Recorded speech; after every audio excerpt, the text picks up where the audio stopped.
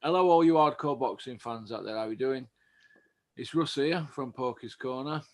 This video is going on the members area, so I want to thank everybody who's watching it, who's joined our members area. It means a lot to me. As you know, we put the money into the production once YouTube have took their slice of the pie. Today I'm joined by my good friend Chris from Chorley on Aussie Smith's Manor. How are you doing, Chris? I'm good, mate. How you doing? All right, a lot's gone on in boxing since I last spoke to you. I believe you've got some questions you want to ask me, so fire away, young man.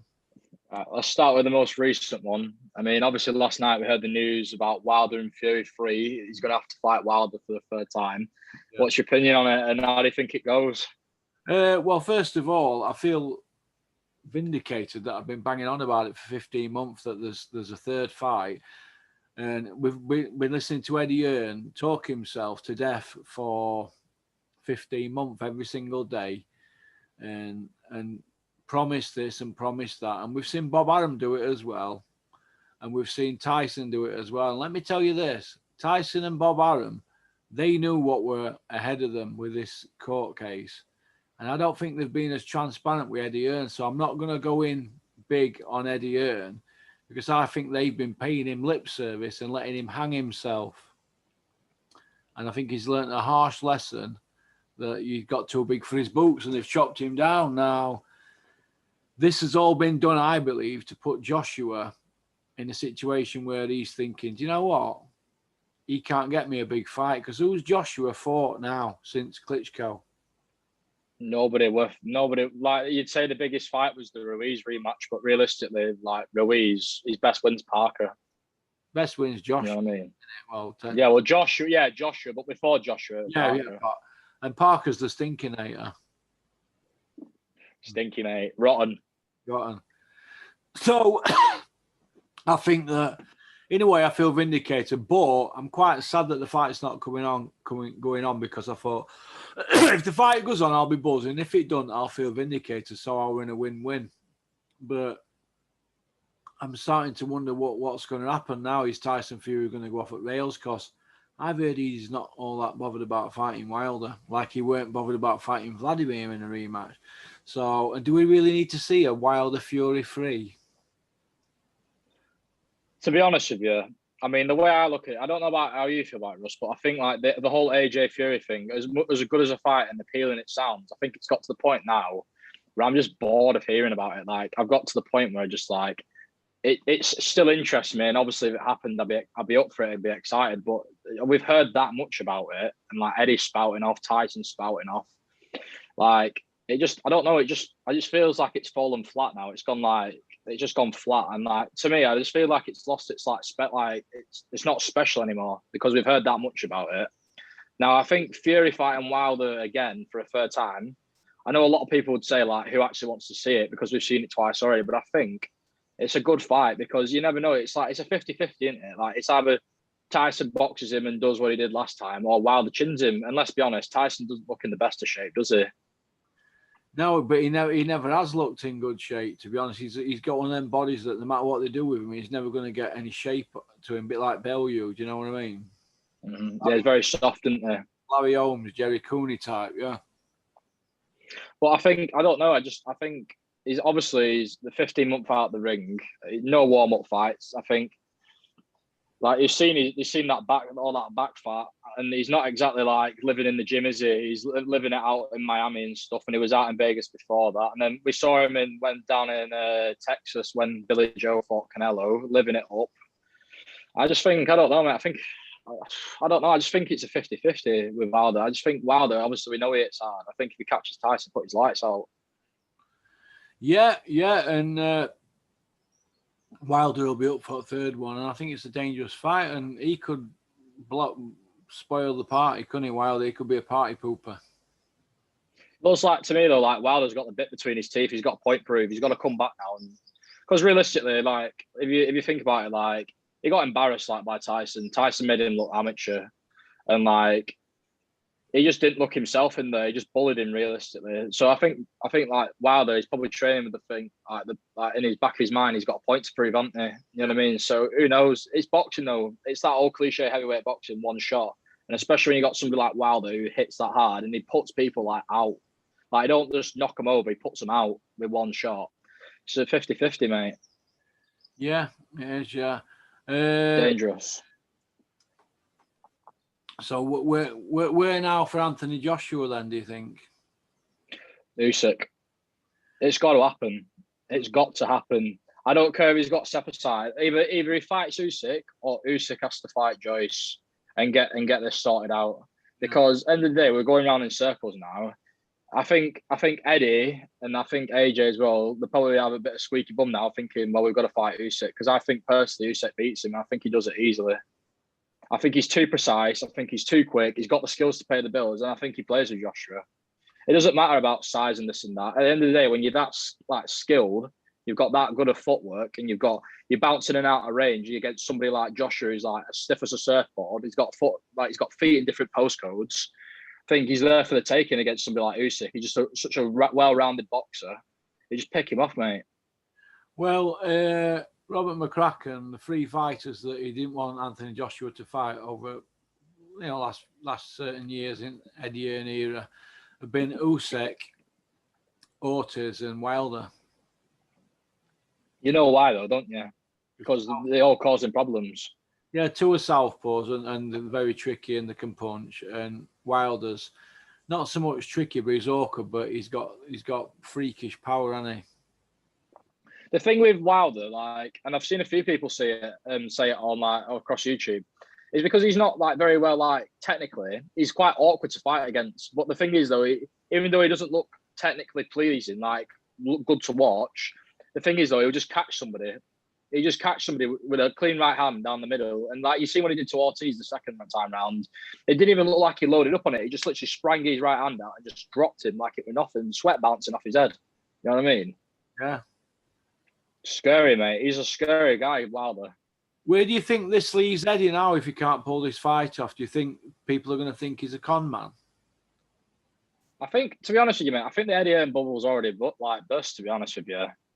I think it burst up when Joshua lost to Ruiz in New York because it was such a flop. Like, it was his American debut, and it was like the whole thing, like, Joshua's going to conquer America and this and that, and he's going to crack America, and it fell flat on his face, realistically. And I think from there, it's just been one of them. Like, he's trying to play catch up and like build the hype back up. I think like peak Eddie Hearn is when you had like Joshua fight Klitschko, and I think since then it's been a downward slope. But realistically, when could you say what was his biggest fight since then that he's put on with a good card behind it as well, not just like crap chief support. Like, you could say the card the other week with with Parker and Del Boy was good, like the undercard, but the main event was a stinker. You know what I mean? I think that it went downhill once they gave him that extension at contract at Sky. Yeah, would they give him more dates? Yeah.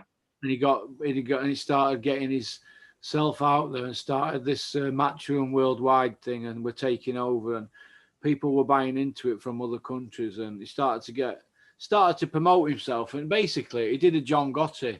He just fell in love with himself in end, and he forgot what his job is. Eddie Hearn's job is to put fights on and entertain the fans, but he's made it the Eddie Hearn show. I mean, when do you see Joshua Buatsi do interviews or Anthony Joshua? They don't do many, do they? But we see Eddie Hearn day in, day out, 10, 12, 15 interviews, sit downs. And I think everybody's just got a little bit bored of it now, haven't they? And I know because my channel's now gaining quite a bit of traction. Yeah. It's getting hot, isn't it? Yeah, and I know what it's a long day for me now. It's like 14 hours. I've just got out bath now, and it's like 8:15 on here with you, and I left this house at 6:15 this morning. Do you know? Yeah. That's like from leaving house to getting out bath 14 hour. Yeah, long day. Long day. My phone's going off all day, and the emails and that, and I know it's a lot for me, and there's obviously I get a bit of help, but you know, not that much. Not that there's no boxing. I'm having to guide it all, and I've got a lot. A lot. But I'm happy. Yeah, I just think. Yeah, sorry, mate. I just think the thing with Eddie is I think like the reason like channels such as yourself, like the Asylum, Ultra Tech, I think like the channels like are gaining so much traction now. I think a lot of people are starting to like wake up from the bullshit. Well, There's only so many times you can hear a certain thing being spun. Do you know what I mean? And then people just switch off. the Asylum lads were one of the first ones to go against the establishment, and I've been a fan of Asylum since day one, and I kept thinking, I wouldn't mind doing that, and I used to speak to AJ Hobson about it, and he would say, "Oh, you need to set one up," and I go, "I don't know if I could do it." He's like, "No, you could," and I was like, "Nah, I don't know." No, and then Dennis used to say, "Oh, you'd be all right," and I always said no. Well, obviously, eventually, it was only by accident I ended up with a camera. I said, "I'll get a camera then, so we can get people like Liam Cameron, Tommy Frank, Sam Sheedy, get them out there and get them some more tickets." So they went, "Yeah, good idea. Get it and give me an invoice." So I got it. And no one was said about an invoice. I was stuck with it. And I remember one day we were having a drink, me and Dennis was steaming drunk in this boozer on whiskey. And he said, you can always use it for egg and spoon race with twins, for sports day at school. And I thought, stuck with this camera and all this tackle. So I just set it up in boardroom at Dennis's offices, in office next to what one we use for boxing. And first interview I did was Liam Cameron, wasn't it? He was second one. It was one at NASA's. I ruined NASA, is it? Or the first ever interview by Spencer Field on the thumbnail. But if you go look at my first ever video, I was fat as a pig in mum. Look at my first ever video, all you boxing fans, and go watch that and share it. It's me and NASA, and we just signed him. And it was his debut, and he got beat on his debut with Ryan Rhodes in his corner. But bless him, he was talking about going pound for pound, wasn't he? I've not seen it, but pound for pound. I was like, go. You've got to be confident. And he got beat in his first one, never fought again. But that's crazy. Just we all make mistakes, don't we? But the nice family, NASA's, and I wish them all the best. But yeah, I stumbled across doing this. But you should do one, Chris. You're pretty talkative, aren't you? Yeah, I can. I started doing Instagram lives and mate, doing after boxing shows, and like a few friends tuning and stuff. But we get quite a lot of stick because like they're all casuals, like they don't know what they're on about. You know what I mean? They just tune in for the main event. They don't watch full card or anything like that. Like you spend half your time explaining to the casuals about the facts of boxing when you're out. Yeah, it's that. It's like, especially when you box as well and you've had a few bouts yourself, like. It's just you understand the game a lot better to like as if somebody who's just watching it like casually. Yeah. Like you could understand like if say like fight like the fight swinging a certain way or it's going a certain way or you can just see it. You know what I mean? Because you've seen it before, and especially that if you've been there and done a bit yourself, you can just see you just see little things, don't you? But yeah, well look at you now though, most hard hitting hardcore channel on YouTube. I know, 25 death threats a day. I'm lucky I'm alive. Roadman killers. Well, killer. Do you know what it is? And I'm going to say this I can say this to people on here because if you remember at channel, they obviously believing in me, aren't they? So, and I'm grateful for that because it's easy to get downtrodden doing this. There's times where I think, what am I doing here? Because I've actually gave up a lot to do this, and it's not financially rewarding that people think, oh, you're smashing it. No, it's not. It pays for itself and puts petrol in car and blah blah, insurance and all that. And so I'm not shelling out like her, but it's not what people think. But let me just say this to all them people that are like, oh, you're smashing it. I'm not. And they ask me, why are you like that? Well, look, I look at it like this. What I say on this channel, people say in pubs or to the mates or the missus or the family when they're at home, or they say it in comment sections, but they're not saying it like I'm doing. Even some channels, I mean, Ultratech, I'm a big fan of Ultratech, but he's behind the camera, isn't he? Yeah. That YB his channel, I like his channel, but he's behind the camera, isn't he? Right. I'm not, I'm in front of it, and everybody knows where my office is, and everybody knows, well, most people know where I live and where my, family members live and friends and that, and I'm out here. I'm not saying I want to go out battering everybody and threatening people, and I'm not. It's not about that. My channel's about correcting the narrative that's being put out there. And if people want to chat nonsense, I'll be watching from afar. And when the ice breaks from you chatting nonsense, I'll be underneath it. And that's why a lot of people are like, oh, God, I didn't go on his channel. I'll never get to it with Eddie Hearn again. Or I'm not going to say any names, but there's people who former world champions, and one of them's just looking at getting into doing some boxing media stuff, and that. He's like, well, what? At least he had bollocks to say something to me. He said, look, I want to come on channel, but what it is, I've just been offered to do this bit of media work, and I haven't done none in years, and no problem. At least you've got, But I do know that people are going to be a bit standoffish of coming on channel. If you know what I mean. Not everybody, though. I mean, I have a Peter Fury, I have Mark Tibbs, Joe Gallagher. These are old school guys, but, we're talking... The few old schools don't want to come on because they don't want to ruin the positions. But they also know that I talk sense. And, does that sound about right? Yeah. Yeah. Do you not think, though, Russ, maybe the more your channel grows and the way it's going, there might be a few more that might want to come on. You know what I mean? I'd love to see you interview Cobra. Yeah. Class. And you know what? I've been good friends with Cobra over a decade, but he's in a position where he's working with DAZN now, and he looks like he's coming to end with Sky. Do you know what I mean? But yeah, I only see him 2 or 3 times a year. I don't see him that much, but we text all the time and that, and speak on phone. But he's a good guy, Cobra. People say he's a bit dry, and that he is. I don't know. Sometimes you can take his sense of humor a bit differently, but the boxers aren't they? Different people, aren't they? He's not normal, mate. He's very regimented, Carlo. Even now, he's very regimented. I mean, what time is it now? 8:30, 8:45. Yeah. He's sweeping leaves off his drive or something. He won't pay anyone to do it. He'll do it his cent because he wants it done right. But getting back to the channel, it's going in the right direction now. And looking at some analytics and that, if we can keep this up now in another year, there'll be, hopefully, I'll have a couple of people helping me. And, I'm not going to say I'm going to be able to pay them a lot, like probably a tenner an hour or something, but we're going to have to pay people, to help me. Obviously, we pay the tech guys, and they're on a lot more than that, trust me. But, every now and then we throw some nice production and stuff like that, don't we? But I can't do it all the time because channel's not big enough. But soon we'll have our in-house tech person, and he'll be following me around with a camera, or he'll be filming all the time off big 4K cameras and lighting and all that. But we ain't got the budget to do that all the time. If that sounds about right. Yeah, the odd videos are good though. Like, the John Fury one when you was at Crawford's gym? That was a good video. Do you know when you revealed the video of John getting iced? Fortunes for that, mate. That's for every penny and some from members area. I had to put money into out of my own pocket for that. Do you know what I mean? It's first good video though. Oh yeah, it were a good video, yeah. But like I said, it's fortunes. You got lighting equipment, and there's a lot of stuff. A lot goes into stuff like that. And editing as well. They're doing helmets as well now for me every month, and I'm trying to.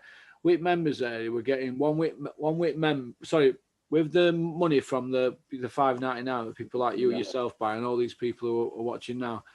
That money we left with about £4.08 off that after YouTube, and eventually they'll be coming. There's tax off that to come, down the line. I think it's in your second year, but that goes towards production. Now, at first time, we just did one helmet, and then on the second month, a few more joined, and then there were nearly enough to do the Crawford Ashley one, and Mickey Theo thing, but it wasn't just quite enough.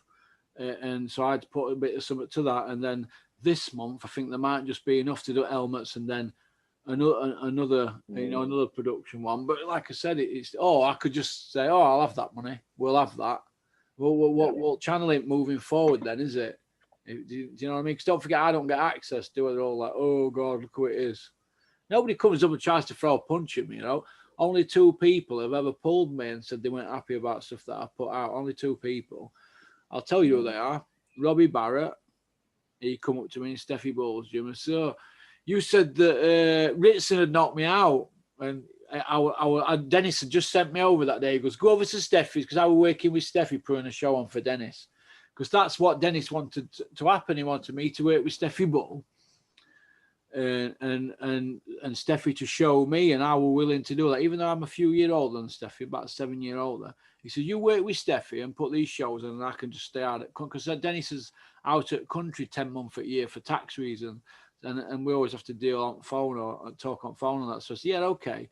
And this particular day, I got in Steffi's gym. I saw Dennis has sent me what we're doing about posters and we're putting on a show, blah blah blah. And he come up to me, Robbie, and he said, "You said that Ritson were going to knock me out." I said, "Well, he didn't he?" Because I want him any mood that particular morning for small talk. First time I've met him, so we didn't get off on a good start. He went, "Oh yeah." And the other one was Anthony Tomlinson, Steffi's fighter. He's with Ennis now. He said, you said I've got a pad of record, didn't you? I said, no, I never said you. So I said on my channel, some of Steffi's fighters have got a pad of records, and they have. I said, but I meant you, but I didn't use your name. But, well, now we're here. Now we're outside pub. Well, yeah, I did say you've got a pad of record. Yeah, you're 12-0 and 8 have got losing records. But don't me say the kid can't fight.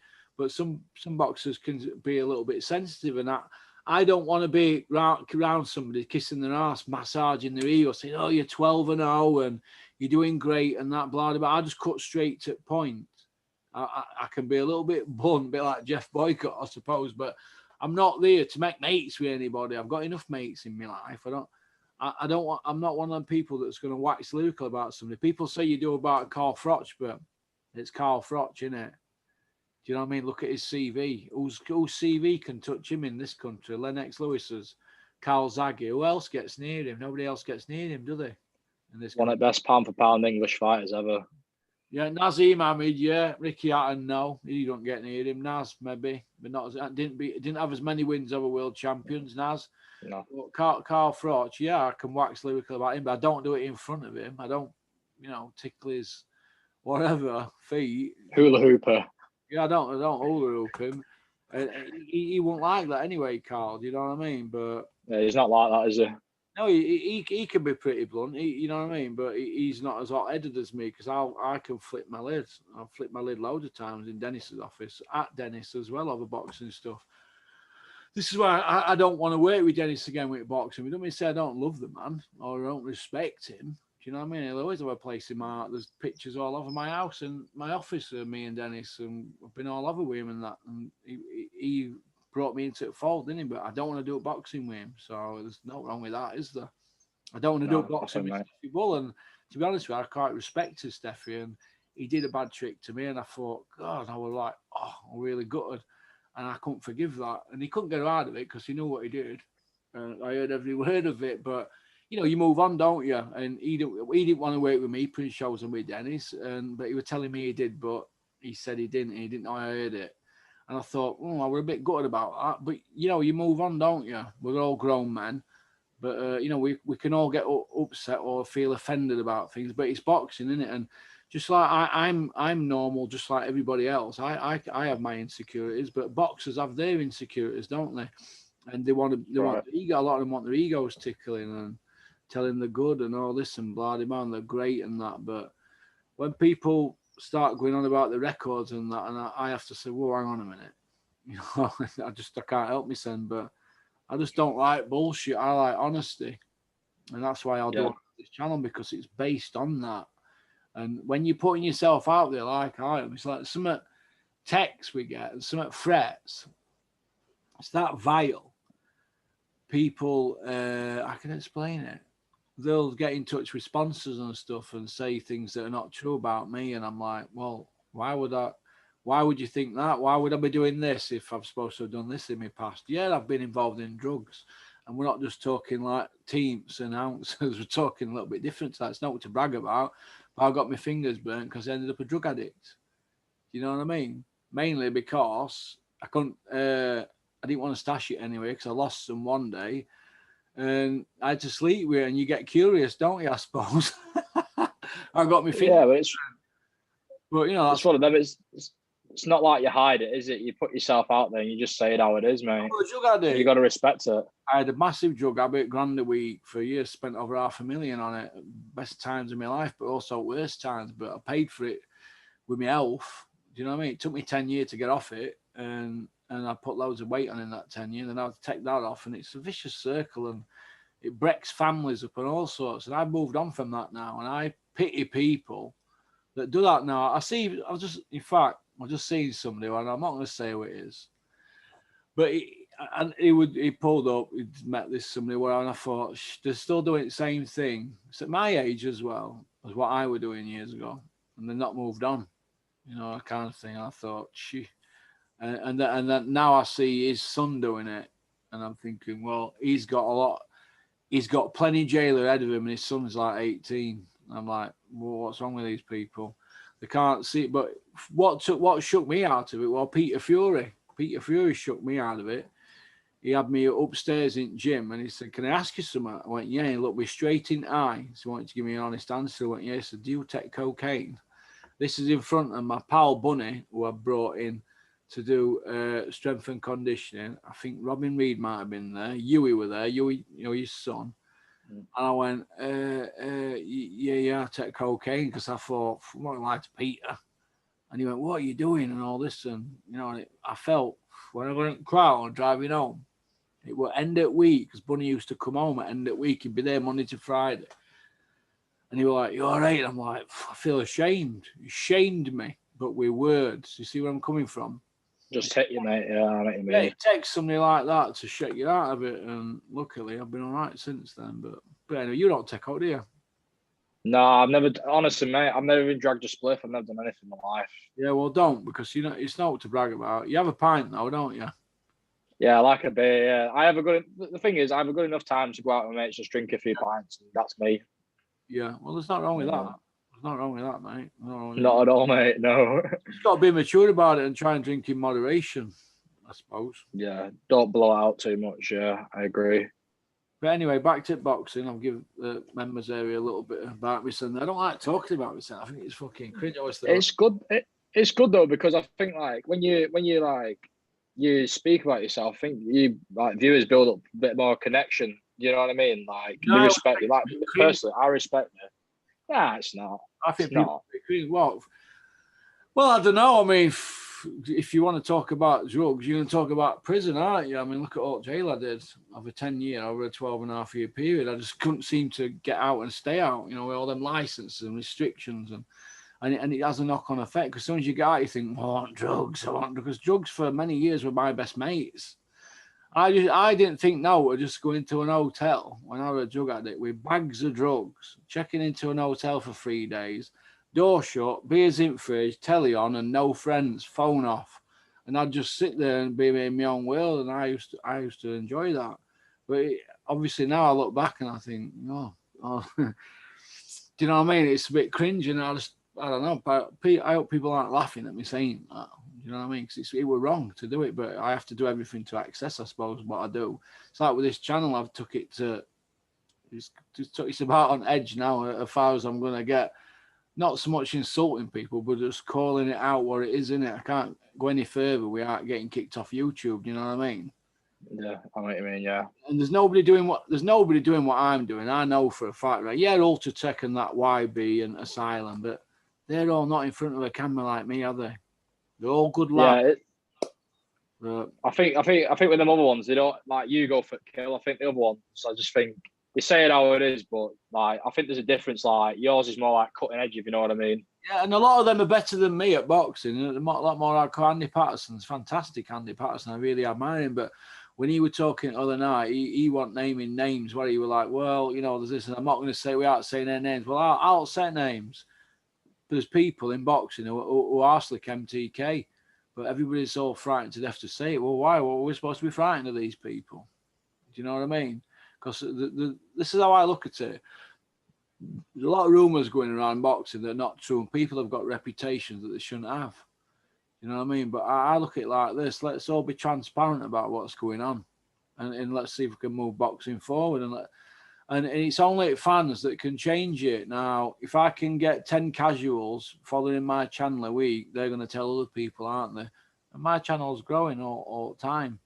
Do you know what I mean? But it's these casuals that are killing it, and these YouTubers, they're the main problem. I agree. The YouTubers, mate. I think channels like IFL, and I think talking from personal experience, like years ago, when I would say I wasn't so much like a hardcore like I am now, but I'd say like a casual fan. It's easy to get sucked into it, you know what I mean? Because you listen, like I used to listen to like every Eddie Hearn video, and you used to like believe everything he said, and then like I just sort of one day just like switched off, and it was like I think it was around the time when Joshua and Wilder was going to be fighting, and you just heard like we heard about it every day for about a year, 2 years, and then all of a sudden it just Tyson come back and boom, fought him straight away like it were nothing. And it was like, for me, that was enough to say to me, well, we know where the problem is. You know what I mean? Yeah. Well, if you remember a few years ago, I did mention on the channel that what I've just said tonight, they didn't want to fight Wilder because Joshua had a bit of a glass jaw problem. And because he's there to be hit, Joshua, he's there to be hit. And they didn't want to fight Usyk because, Usyk can hit you, but he's not as hard as Wilder, but he can pick you off at angles and that. And Joshua can't cope with movement. And that's why they didn't want to fight Ortiz, Usyk. And Wilder, well, Ortiz is an old man now, so they might want to get him now, but they're not want to go near Usyk and Wilder, not yet. What do you think about Joyce? I think Joyce beats him. I think Joyce beats Joshua. Yeah, I think he wears him down. I think they're probably about. Him. I think either could beat each other. I think it's that. I've heard stories about the wars they used to have up there, and they were noting it.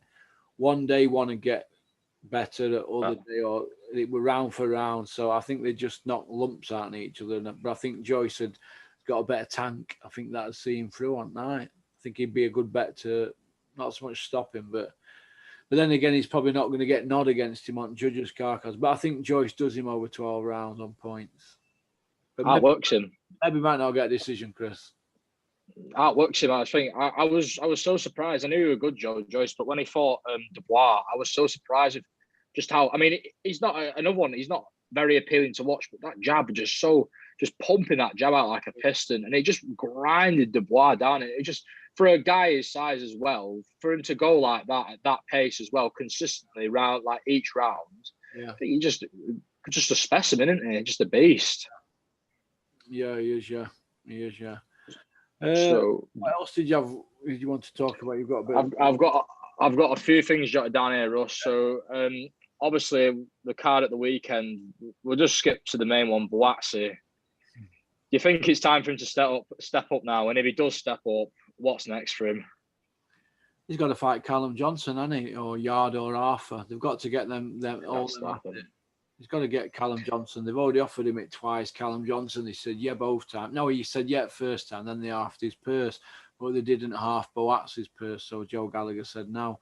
But he's got to fight Callum Johnson. If he don't fight Callum Johnson, Joshua Buatsi, he's a coward. But first of all, I just want to say, Joshua Buatsi is from Guyana or Ghana, not Nigeria. Somebody were ranting off in the comment section, and the girl who deals with emails, she's just removed comment. But I said, why have you removed it? Why didn't you just put that I got it wrong? She said, well, you could tell it in the video because the guy was going on and on. But so don't go on and on, mister. But yeah, I got it wrong. It's Ghana. But like I said, it's when you've got somebody like Kent on, you've got to be on the ball, haven't you? Because he's quite sharp and he's the hardcore. And you can get into a conversation. If you've got no wrote down, you go down other avenues. And I just went, yeah, he's from Nigeria, isn't he? Like Joshua's family, but he's Ghana, isn't he? But well, between me and you, it's all the same anyway to us, isn't it? Do you know what I mean? It is, mate. Yeah, same continent. yeah, but I'm not being. I hope that in public PC or whatever, I've said something wrong there. But I mean, it's saying, is it next village or something, or next country or something? It's literally the same continent. Like it's Africa, isn't it? Yeah. Is it like getting Scotland and England mixed up or something? Basically, yeah. I dealt with stuff like that when people from that sort of area used to come and fight on Dennis's shows. I used to go pick them up from airport, and then we'd take them to Manchester City's ground for an injection. It's carrying. Yeah. We'd go there. They'd have an injection because they need that as soon as they land. So I do know about them that sort. But I always put them in the same bracket: Ghana, Africa, something like that. Like the last one I picked up. Well, the guy who fought Sam Sheedy for Commonwealth at Sheffield United's ground, well, in ballroom upstairs, players' lounge, he fought there, and but yeah, it's but it's easy to get mixed up. But this guy took offence to it, and look, if I were to, and I don't even know why it bothered me for about half an hour, but it did. I thought, well, God, because I don't usually make mistakes, but you know, mistakes get made, don't they? I'm not perfect. I'm not like Kent, who's like an encyclopedia. This is why when I have Kent on, I'm always like, oh, try and catch me out today, him. The knowledge. I'm not one of them to edit out anything now. We don't do anything like that. Oh, Spencer Fear and the knowledge. No, but Kent's the new Spencer Fear. He's the new knowledge, Kent. He's better than Spencer Fear and Kent, isn't he? Yeah. Right, isn't he? Yeah. So if Boatsy fights Johnson, yeah, how many rounds do you think it goes? I think Callum Johnson will just set about him for 3 rounds and empty tank, won't he? Because that's what he does, isn't it? Did you see that last fight he had? Yeah. I think he blows him out in 4 rounds, mate. I think he punches him upside down, if I'm being honest with you. Did you see Natasha Jonas when they asked her what Johnny Nelson, she put him through? Mate, perfect, mate. Perfect, go on, Natasha. Go on, Natasha. Johnny's a cock. I'm sick of seeing Johnny Nelson. He's been quiet though. What did they call him? Horsecock. Yeah. No wonder his missus left him. She couldn't take it no more. Need a pair of crutches. Jesus. Look who Johnny's winner. Oh yeah. She's been about though, hasn't she? She's been with a few top-notch, top-end celebrities, hasn't she? Yeah, Stan Collymore, Cyril Reedus, John Barnes. No, I don't. She has a type. Yeah, she likes a certain type. She's been with Stan Collymore, and I think she's been with somebody else who was a footballer. I forgot his name now, but she's been about but good luck to Johnny Nelson if it makes him happy. Her father's worth 200 mil. So Johnny might be trying to get his hands on it, knowing Johnny. He's gone quiet, hasn't he? Who? Johnny. He's not come out and done a sermon yet on Billy Joe. Tony Bellew, Johnny Nelson, Matthew Macklin, and Adam Smith. Bean, runner bean, could have been, should have been, never been, baked bean, creepy bean, beanie, Bull Stilts game, we're on to you. Now, all them lot, whenever any fight's on with anybody from this country who they know, and it's a big fight, it were on DAZN, there's plenty to say for themselves, right? Kell Brook and anybody else, plenty to say, because it's an MTK fighter and it's Billy Joe. Basically, the bums were squeaking, weren't they? Squeaky bum. Ridiculous. What's going on at the minute? It's ridiculous, mate. Squeaky bum. I can't believe it's shameful, mate. Ben Davison wants to hang his head in shame. You know, at one point, I used to think when he first came on the scene with Tyson, I thought, yeah, he seems like an all right kid. But I think at the minute, I just think that is so shameful what he's done to Mark Tibbs. They've just thrown him under a bus. And I think, like, how can you go from training Josh Taylor in a camp in Vegas, 3 weeks away from the biggest fight of his life, unification fight for Undisputed, and then he takes a flight to Texas, ditches Josh Taylor for the weekend, and then comes back like nothing happens? Like, what's all that about? Well, he fights Saturday, doesn't he?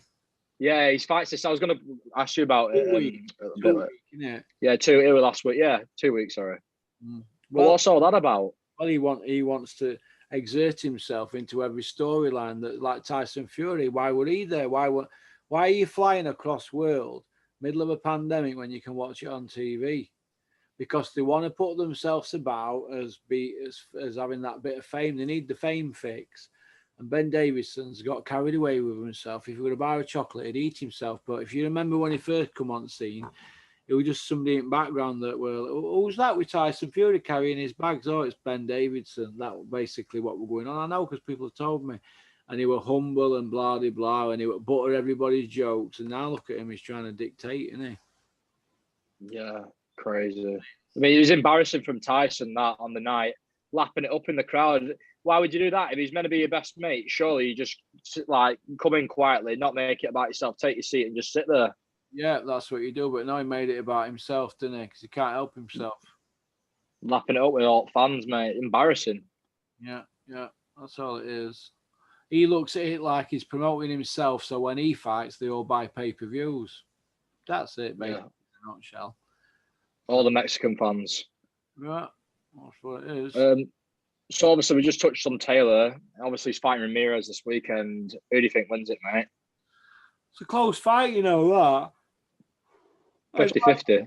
I like Josh Taylor to win because I like him. I think he's a nice kid. And I predicted 3 years ago that he'd beat Mikey Garcia, and everybody said, "Okay, you're crazy." And well, they're not saying that now, are they? Because he turned out better than Mikey Garcia, hasn't he? If he wins, He's undisputed, and it's under 3 years since I said it. It'd be like 33 months. So I said it in August 2018. Go and look on my channel, and you'll see. But everybody said you're crazy, okay, but Josh Taylor's crap. Well, Ian is a good boxer, world class, and I just think that he probably beats Ramirez. But if not, they'll be screaming for a rematch, won't they? I mean, Ben Davison's already screaming for a rematch for Billy Joe against Canelo. I mean, what's that? Canelo. How did you score that fight, Ross? Aggie Saunders round 1 and round 5. 2 rounds. 2 rounds, yeah. And I don't know where people are coming on that were growing into the fight. Where in spurts, 5-6 second spurts, 2 times in a round. That's 12 seconds. That's not 3 minutes, is it? 300 seconds in a round. So if you win 12 seconds of it, what about the other 288 seconds?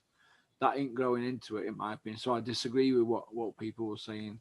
Who was saying that. I don't know why Gareth Davis had it 5-3 to Billy Joe. What fight were he watching? Never had a fight in his life. Gareth A. Davis, don't come see me, you're creepy. I think you're a peeping Tom. I think he's a peeper. Yeah. I think he brings a whole new definition to creepy bean. Brings a what? A whole new definition to creepy bean. Yeah, he outdoes Bean, doesn't he? Jesus. Unbelievable, do you know what I mean? Yeah, well, it's like I agree with you. I think when you, especially when you're the away fighter and you're fighting on like away turf, I think if you're gonna win them rounds, you've got to win them big. And like the rounds that Billy won, you could just say he squeaked them, sort of thing, as if the rounds what Canelo won, he was winning them big, and he wasn't even trying. Like to me viewing it, I mean, even like I've watched it back twice now, and it didn't even seem like Canelo was going through the gears, to be honest with you. He just like taking his time. And I just think it was on second watch, it looked like it was more of a matter of like when he was going to catch him. They were just walking. It made it look so easy, like his feet just walking it down. It just made it look easy. And like I said, the rounds that Canelo was winning, he was winning big. Yeah. And he gave him some, didn't he? Yeah. Oh, look, I said before the fight, and I said after, I said, look, he's going to get some this weekend, Billy. You could see all the signs were there, weren't they? Bad living, inactivity, changing trainers all the time, fighting in wrong weight. All the signs were there for the last 3.5 years. And everybody said, no, back the Brit. I said, well, obviously I want Billy to win, but you've got to be realistic about these things and say, look, it's Canelo here. The kid's a clean liver. He's fighting at a weight division he's comfortable at. He's fighting at home. He's still got the same trainer, and he's more active. So everything's stacked up against Billy. The only person who didn't know that was Billy. But I think in his heart of hearts, I think he did know. Because yeah, of course. He looked like they tried to get out at fight, didn't it? Fight week. So they don't, you know what I mean? It looked like they tried to get out at fight, but it is what it is. Tried a few mind games in Eddie and said, well, it's all right. John Ryder's on playing coming over. Oh, some back. Changed his tune then, yeah. Changed the tune, didn't they? But they got what they wanted with ring. Mark Tibbs went and got a tape measure and went to see Eddie and they got the ring sorted. So they got him his own way, but it still didn't make much difference. I mean, whatever ring size it is for Billy, it's the same for other kid, isn't it? So just adapt your style. This is where I can't understand why he didn't go out for one more round. Why didn't he fight Orthodox for one more round just to see how he felt? Do you actually think he's injured? No. Well, we don't know, do we? But I don't believe a word that people like Bill say. I don't believe it because once you tell a lie to me, no, anything else he says is no good to me. I don't believe a word Tyson says. You know, that other night when Tyson came out and announced that fight, I turned around to my friend, that fight's not happening now. I'm going to feel vindicated. He goes, oh, it's happening. It's Tyson saying it. I said, look, whatever Tyson says, think the opposite because there's a method behind his madness. So I didn't believe it. I never believed it 15 months ago when they were on about it, and I still don't believe it now. And I think now the reality is setting now, isn't it? I don't think it ever happens, to be honest with you, Ross. I just think even if Fury does win Wilder the third time round, let's just say that, and then Joshua fights Usyk, all the belts are going to be split up anyway. Who's to say Tyson Fury is going to fight again? Because look at it like this. Been out of the ring 15 months, and he's loved by everybody now, isn't he? Or so he reckons. He's loved by everybody. He's got a fantastic life, millions in bank. Why does he want to be one? Why does he want to be putting himself in danger? He might just retire now. Him. Don't be surprised if he retires. Wouldn't surprise me. Surprise me either.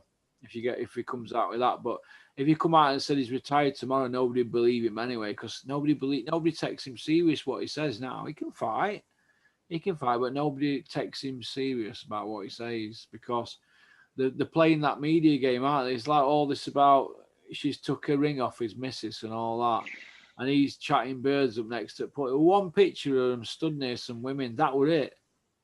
And then next minute they're all over newspapers and all that. They love it. They're both in on it together. They love it. They've done a good job of keeping themselves in media the last 15 months, haven't they? Right? Every day, 15 months. And that's all. But if people want to buy into it, buy into it. But if you're unsure about anything, just ask your Uncle Porky and I'll put you straight. Yeah, I used to be a big Tyson fan, and I think the past year I've just switched off from it, mate. I've had enough of it. Just boring, talk, and no action. Yeah, that's what Josh. It sounds cliche. Yeah, it sounds cliche. It sounds cliche, but listen, I mean, we rip into Joshua, and rightly so. I think he's very padded, and he's had everything gifted to him. But I think the thing is with Joshua, he don't come out spurting his mouth off like Tyson every day, does he? You see Tyson every day on YouTube. You see it on Instagram, Twitter. You see it every single day. Even when he's not on there, he's on Good Morning Britain. Yeah. You see him, you know what I mean? And it's just boring, mate. I'm sick of seeing it. I want to see him fight. I don't. End of the day, like, what happened to just being a boxer? Why is it all a media thing now? Like, end of the day, like, I think boxers, like, they should train, keep themselves, and then do the media thing when they got to fight. Like, why is it's been a thing now for over a year with Tyson? Like, every single day, it's just getting boring, mate. Yeah, it is, mate. It is. I agree with you. What else is on the agenda? Is that it?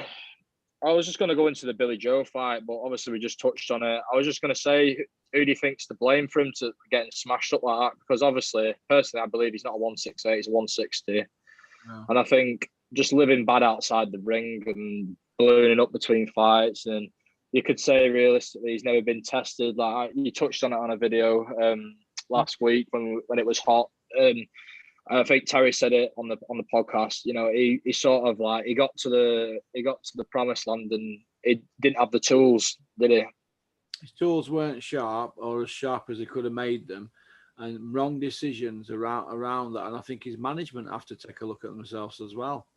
They've got to take a good long hard look at themselves and say, why are we allowing this fighter here to fight in a weight category that's not giving himself best opportunity to be a dominant fighter of his era? So I think MTK has to take a look at themselves, but nobody's going to say a word to them, are they? They look very flat, though. They not think very like flat-footed. Obviously, when he fought Lemieux, it was at 160, wasn't it? I'm pretty sure. And obviously, he's fighting at 168, and he just didn't have that. To me, it didn't look like he had that spring in his step. Like when he fought Lemieux, he was bouncing around the ring in and out. And just like to Canelo, like, he just stood like square on with him. You know what I mean? It wasn't like he was moving about that much. And like I said, he got some, didn't he? But what do you think's next for him? Do you think he fights again, or do you think that's it, game's up? No, I think Ben Davison will be in his ear, telling him he can fight again and he can do this and do that and blah, blah, blah. And everybody's going to keep geeing him up because they're all going to want pain, aren't they? Then people who are doing his strength and conditioning and nutrition and all that, they're all going to say the same because they all want to pretend to be famous, don't they, for whatever, and just trot about in Billy's trackies and all that kind of carry on, blah, blah, blah. Nobody's going to sit him down and say, Bill, it's time for you to pack in, mate. Nobody's going to say that. But personally, I think if he comes back, you've got to look at like who's he going to fight and what weights he going to fight at and what weight divisions are going to fight at. Is he still going to be with MTK, even though you wouldn't say that they've been... Is it their fault because they've not been firm with him? I think. We're not saying they don't know how to manage fighters, but they've not been firm with him, where if it's been anybody else, they'd put the foot down, but he's got Pally with owner, and he allegedly owner, and all that kind of carry on. I think maybe he should manage himself, go start afresh with a new trainer, get a new trainer, right? start afresh. Maybe go back to Dominic Ingle because he thought, in my opinion, he's best when he were with him. Go back to Dominic Ingle and start afresh. That's what I think. Yeah, get Dom to boil him down to 160 flex. Get Flex to take him down to 160 with them shakes and spin Like Flex Wheeler. Ingle lab. Get him down to 160 and get start him again and put him in with Charlo or something like that. But then again, will his eye go again like Kell Brooks did? I don't know, but I think we may be looking at a fighter that's finished now. Realistically, anybody who wants to put him out there, really, they should be ashamed of the sense, shouldn't they? Really? Yeah, I think he's done. Do you think? Would you be interested in seeing him fight Eubank? I think he gets beat against Eubank now because he's fresher, more not so much more active, but I think he looks after his son a bit better. And I think, but then again, I think he's on slide now, so I think that Eubank's not had as many injuries, but I'd say that's a 50-50 fight, but my money would be on Eubank to beat him this time. Depends if his eye holds up. He's a hard hitter. He's a hard puncher, Chris, and he's got an engine as well, hasn't he? It's all about that eye, mate. He's not a one-punch knockout man, but he's a tough kid. Can bang. Yeah. And obviously, and then I just want to touch finally on Dubois. He's fighting. It's next weekend he fights Dubois. He's fighting that lad. I can't remember his name. I was saying, do you just think it's a bit all over the show that he's coming back and fighting for WBO interim or something like that, or into the internationals? I think they're bringing him back too soon. They're rushing him back. Myself personally. He should beat that other fellow though, shouldn't he? Yeah, he should do. But if it's an hard fight, it's an hard fight. If it's an Arden, and I think they might be rushing him back, but he should beat that other guy quite comfortably, and then he's in mix, isn't he? Yeah, he's throwing his name around again. What do you think about him going to Shane McGuigan?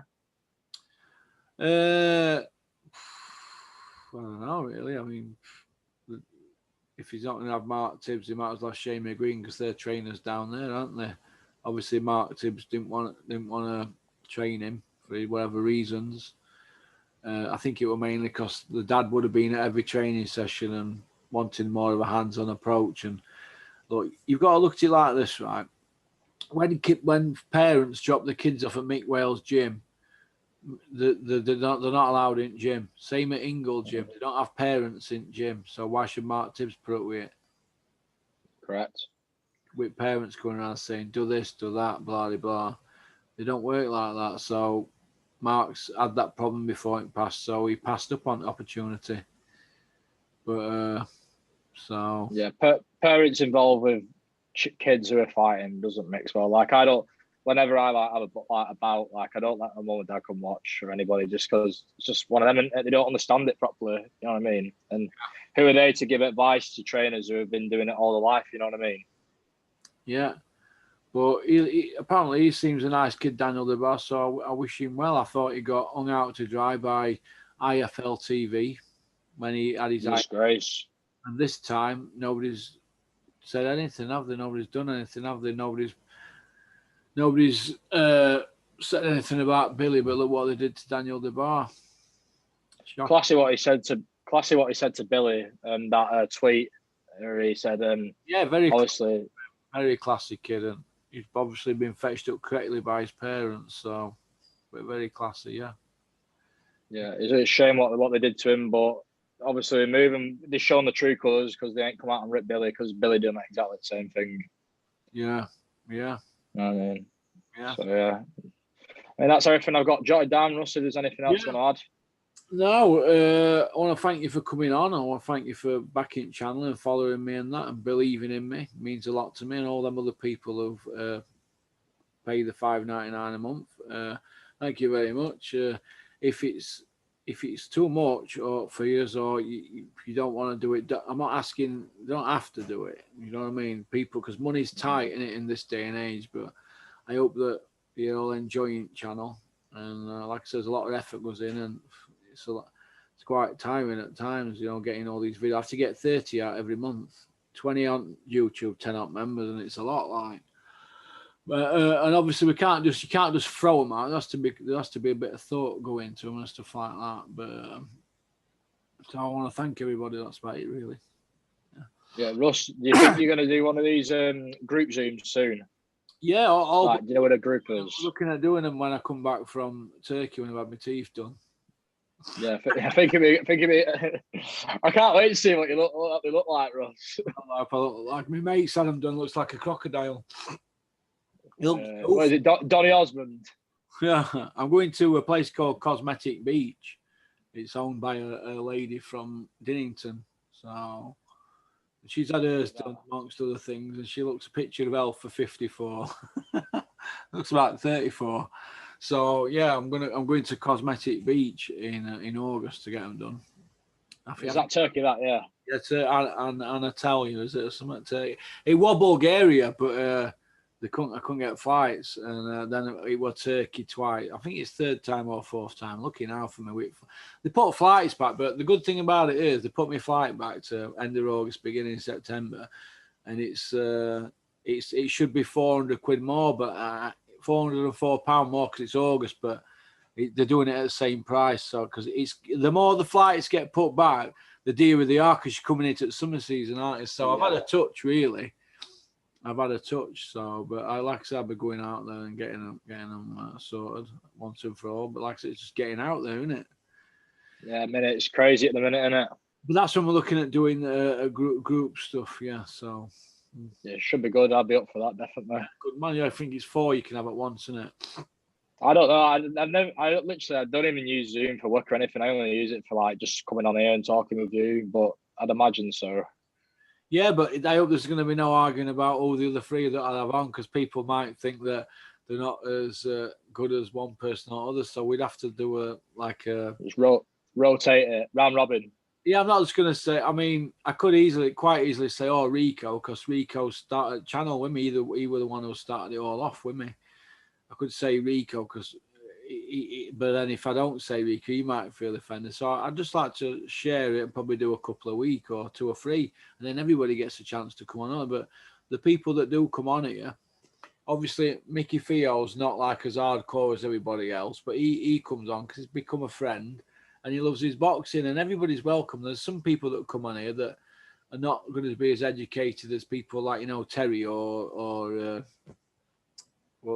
Kent, or Chris Ward. He's another good one, isn't he? Chris Ward. He's always prepared with his questions and that. So not everybody's going to be as sharp as them, but most of it's about preparation and that. But I have to have my wits about me with some people that come on here and that, because sometimes nobody's trying to catch me out, because I like to think I get on all right with everybody who comes on, but some of the stuff they're coming out with, I'm thinking, oh God, where's this going here? Where's he heading with this here? And I don't know if I've seen that fight, because I can't watch every fight, can I? Because I wouldn't have no life, would I? Do you know what I mean? But I'm enjoying it. I never thought it'd get this far, in 3.5 years. It's 3.5 years now. I didn't think it'd get to this stage now, did I? I mean, for the first year, I think I did 100,000 views. It was going nowhere. It wasn't doing anything, to be honest. And I just had to keep being consistent and believing in myself. But obviously, I've had Innovation Alloys have backed me. So I've had a bit of luck. There's SYPS, the partners with channel now. So it's not just all my channel now. That they own half of it. So, and there's others that have helped me. They haven't so much give me money, but I've had, Lacoste have given me T-shirts. There's Office I've got. SYPS, they pack for Schweppes, don't they? Which is Coca-Cola. So there's no, I don't have to pay for Office. So that's been good for me, hasn't it? And there's been Watchfinder. They've been all right with me. There's a company, bit leather jackets and sheep's. Innovation Alloys as well, is it? Innovation. It's not alloy wheels. It's precious metals and that's at Sheffield. That's AJ Hobson who owns that. Dennis Hobson's nephew. He's been great with me. So I'm not saying he's giving me oodles of money. It's not, but he's been all right with me every month. Do you know what I mean? So it's not people giving you grands and that, but the fact that he's helped me and never missed a month. So you've got to have respect. You know what I mean? So, but yeah, so every little helps, mate. Of course it does. Yeah, if you can get your expenses paid, running cars and phone bills, breakdown cover, car tax, petrol and stuff like that. If you can get all that sorted, you've got foundations, and you can get an office, somebody to say, well, we'll sort your office out, and then you get somebody else to say, we'll sort your bill. That billboard behind my desk were £1,000, 1,020 quid with design that one. That bit that comes on big frame. Yeah. 1,020 quid. I nearly collapsed when I went to Kevin with invoice for that. I went, oh, you're not going to believe this, Kev. He goes, what? I thought he said that'd be about 300 quid. I goes, yeah, that was just for design. That's just for computer geeks, isn't it? I'm like, oh my God. But he's backed me to ill. Obviously, I've known him since I was 6. He's he's from football industry, and we grew up together opposite the same house. And he's got 17 racehorses, so he's done well for his son. Like, had a bit of luck, but got to make your own luck, haven't you? Is that a guy who's Mucker? Owns Mucker, yeah. He's just had his nuts done. Is it gelded, they call it? Yeah, gelded. Yeah, Dale went in on it, didn't he? Gelding. Dale Nichols was saying to me, what was he saying? Oh, he didn't. I don't know if he told me. I don't know if Dale told me what the result was. He says Mucker's running today. I said, oh yeah, I know about it, but I didn't watch the race.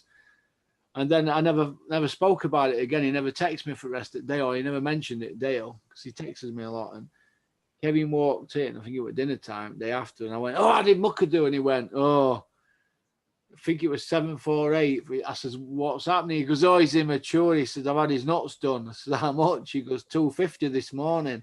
I goes, where is he? He goes, he laid like that. It's stable.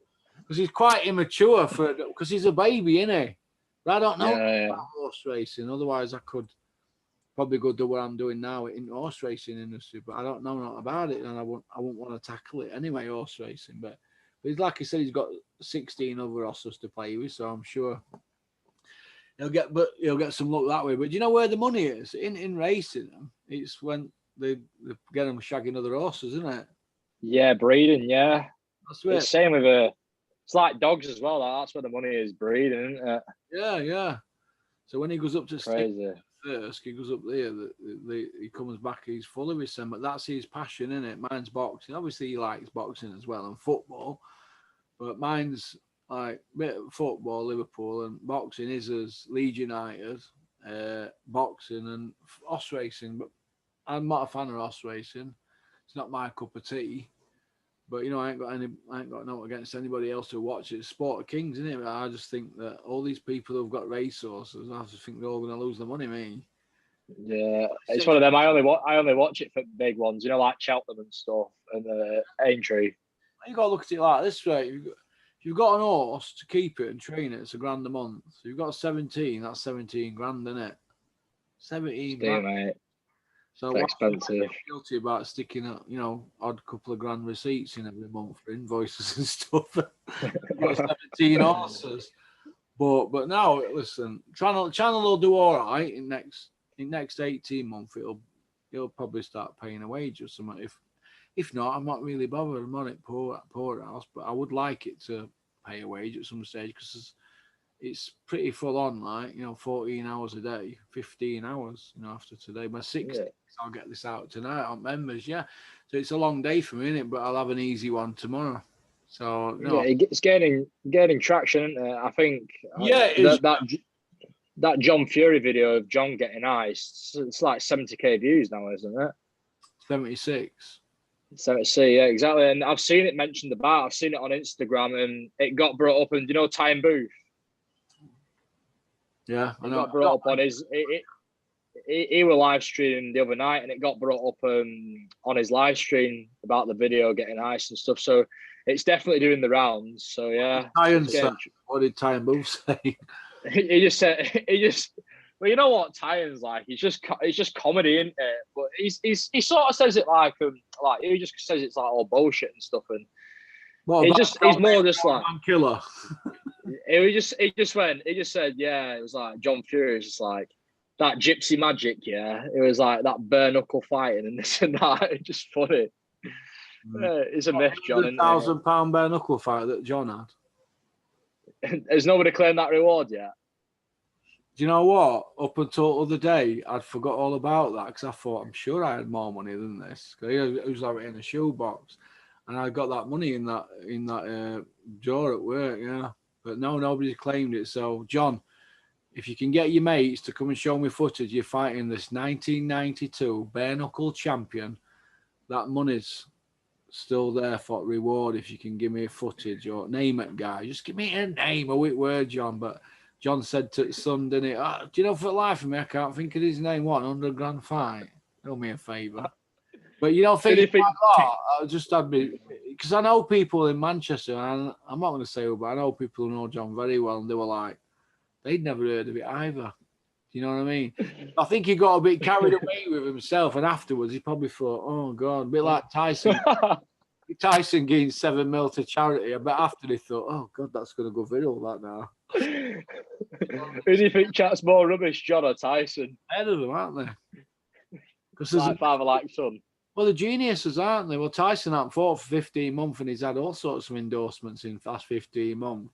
His dad's been out of jail 6 years. He's got rid of Peter Fury, Asif Valley, Asif who runs camp. Yeah, been there years with beard. Mick Hennessy, and he's got rid of Ben Davidson as well, and he's also got rid of Ricky Hatton, who were training Tommy, and exerted himself into a trainer position. I don't even know if he's got a license, and he's got his son a job on BT, and he's not been out of jail 6 years, and he got jailed for taking a man's eye out and nearly took the other one out. How's that work? The man is a genius. I tip my hat to Fury DNA. Fury DNA. Hey, listen, yeah, cunning as a fox. Cunning as a fox. Crazy, Come in, mate, crazy. Look who it is. Come here. Say hello. Yes, Rocco. It's Rockinator. Rockinator. He's come to investigate, haven't you? I'm always picking eye bogies out, and we'll have to get them with wet wrap. You all right? Yeah. You love me. So, all right then. Well, listen, thanks for coming on, Chris. No worries, mate. Pleasure. Enjoyed it. We're always had a bit of a chat, haven't we? I hope nobody's offended by this, but we just try and keep it a bit real. Yeah. So don't be offended. If you are offended, well, you need to get out more. Hard hitting, mate. Go all out. Yeah, I don't suffer fools gladly. I mean, when I spent all that time in jail, everybody I met had a Porsche. Oh, I've got a Porsche out there. I think, oh, yeah, well, yeah, you've got a fucking stamp in here to send a letter, and you're eating me pot noodles, and you're walking around in a pair of Gola, mate. You know what's going on here, Mr. Porsche driver? I don't suffer fools, mate, but I don't mean to offend anybody. It's just everybody's different, aren't we? We're all different, aren't we? You know what I mean? I do hope for anybody, and I've helped a lot of people in boxing. I like to think I've got a good name, but I just don't suffer fools gladly. But boxing, it's very easy to fall out with people. It's very, very, very easy to fall out with people, and that's just how it is. And I've got some good mates in boxing, and there's been people who are mates that, oh no, I don't speak to now, and it's just nature at beast boxing. Everything's designed for everybody to fall out, if you know what I mean. And it's like, look at me and Den. It's just a bit of ego. Maybe my ego might have been getting a little bit big in the last few years. I don't know. He reckons it is, but it were me actually who left. And I said what I said, and he come round to my office, but I didn't open the door. July 29th, that was, and we haven't spoken since then. Oh, I think I sent a text pissed up one night and told him what I thought a week later, but that was that. That's just how I am. I wear my heart on my sleeve, but I wish him well. But there's other people I think have fell out with, like Steffi Bull. I liked him, fell out, and sometimes you're going to fall out with people and you think, but you have to move on, don't you? It's boxing, isn't it? But I wish everybody well in boxing because it's an hard game, but I don't want to hear rubbish. I don't want to hear rubbish off people. Like Steffi Bull, yeah, we'll rematch Natasha Jonas. They got home, we thought about it, thought, no, we won't. But they never said no. They never said that. They were saying, oh, we're going down another avenue. That means their asses have gone. Well, that to me is bullshit, so they need to be pulled up on it. That's just one incident. But we can't put everything right, can we, in the sport of boxing? We just have to try our best and hope we can make a change, young man. So I hope we can. So much wrong with boxing nowadays, though. I think it's dying a slow and painful death at the minute, I think. Oh, painful death. Look at these YouTubers. Somebody's going to get hurt. Look at Dave Allen coming back after 86 days. Where's his head at? Look at Dennis. He was signing him. And look at John Fuchs. Dennis has dug him up after 7.5 years, took him down from 18 stone to 11. He didn't do no when he was in his peak. So what's going on there? Do you know what I mean? Crazy, Look, right? Tommy Frank, Dennis wouldn't let him fight for a British title. Now look, he's lost his last 3, but technically on Boxrec it just says 1, but he's lost his last 3, Tommy. He had 2 home-time decisions, and he's just been licked, hasn't he? He quit in fight, didn't he? He quit, but if I say that he quit, well, I'm a hater. I've seen people fight with one arm before, so why couldn't he? You want him with a banger? So, but you can't say that because you're friends with trainer, and I don't speak to Glim Rhodes, and I haven't blocked me, but he don't text me like he used to, because I'm going to tell it as I see it, and I like Glim Rhodes, but I think Tommy quit. I didn't rate Tommy anyway. I told Dennis, get him in with Sonny Edwards because I don't rate him. Now we'll go a different route. Well, it all went tits up. He didn't listen, did he? And now himself now. Dennis's structure now after my first month at Dennis's, I said, Dennis, I'm not being funny, but you need signings. You need 4-round fighters to sign them and then start again. Well, now he's working with people and got 30 odd fighters, all 4-rounders. But it's 6 years since then. 6 years since I said that. I told him that in May 2015.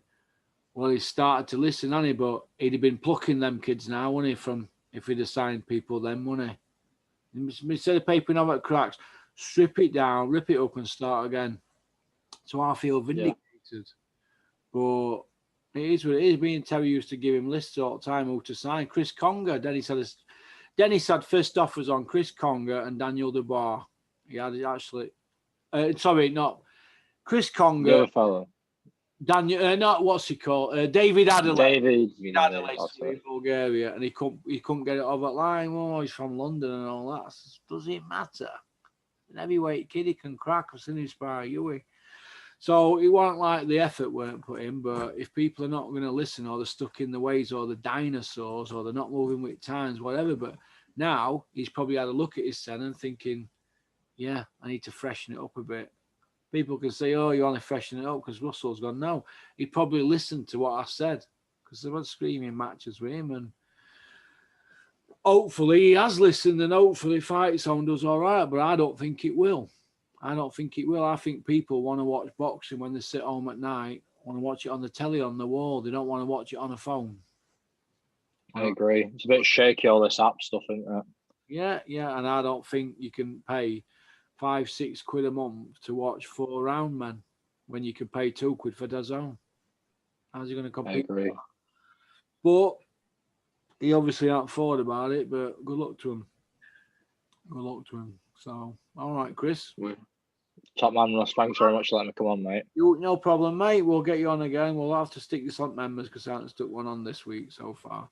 And we'll get you on after the weekend, and we'll get you on another one. Yeah. I'm pay-per-view, Conor Benn. I'm pay-per-view. You're going on pay-per-view with Conor Benn tonight. All right then, Chris. Nice. Take care. Top man, Ross. Thanks very much, mate. See you later. Bye.